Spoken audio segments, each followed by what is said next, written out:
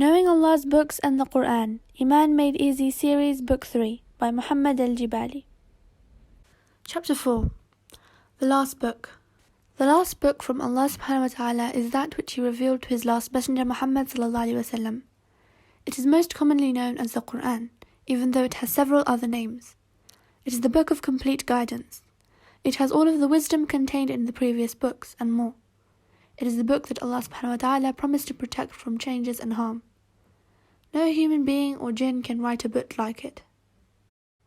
Names of the last book. Allah's last book has different names.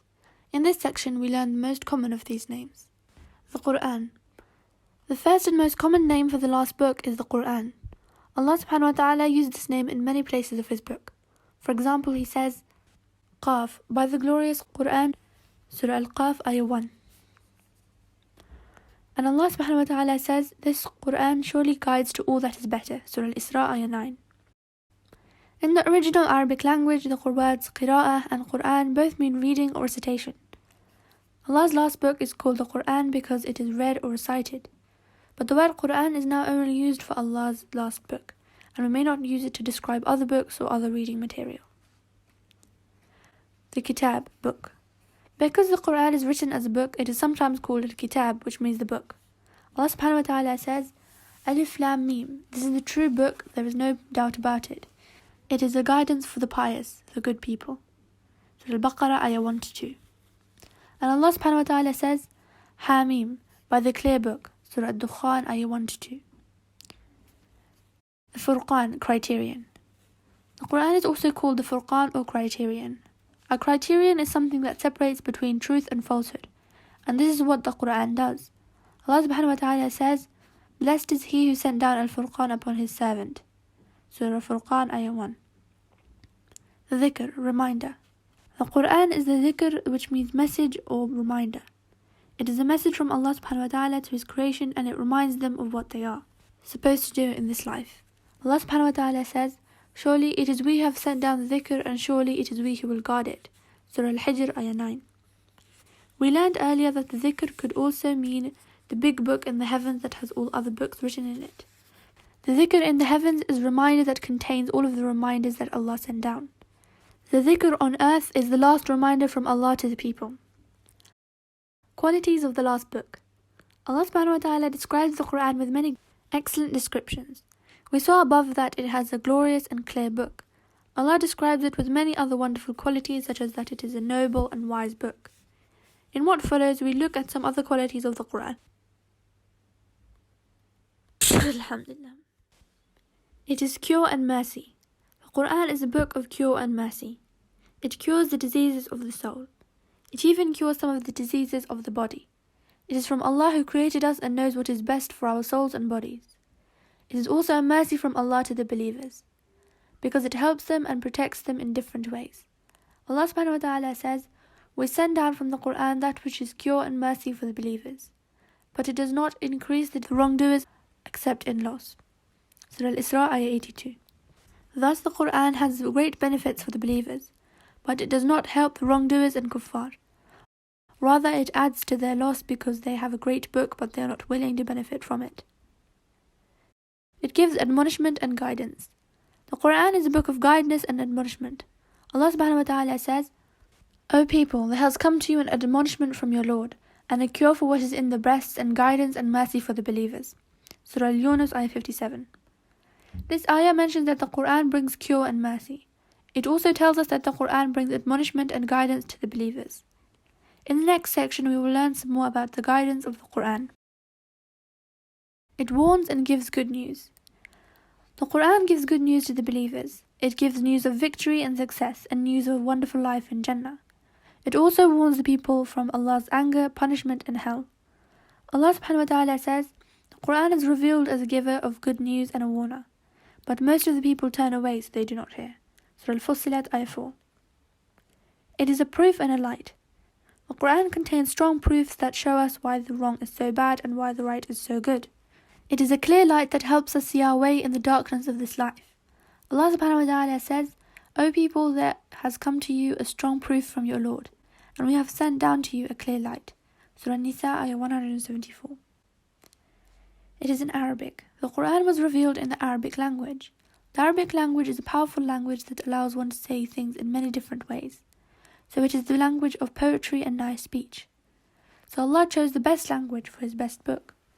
Allah subhanahu wa ta'ala says, the Qur'an is a book whose ayat has been well explained, a Qur'an in Arabic for people who know. Surah Al-Fussilat, Ayah 3. It is easy to understand and remember. Allah subhanahu wa ta'ala made the Qur'an easy to understand and made it possible for the Muslims to memorize it. Here Jalla Jalaluhu says, we have surely made the Qur'an easy to understand and remember. So is there anyone who will remember the advice? Surah Al-Qamar, Ayah 17. We see now that there are countless people on earth who know and memorize the Qur'an. They are far more than those who memorize any other book.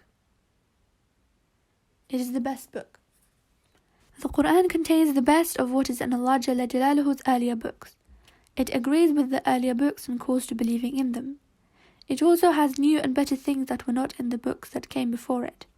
Allah subhanahu wa ta'ala says, and we have sent down to you the book in truth, agreeing with the scripture that came before it and superseding over it. Surah Al-Ma'idah, Ayah 48. Superseding means that the Qur'an is better and more complete than any other previous book, so it replaces all other scriptures. Book of Guidance. It guides the believers.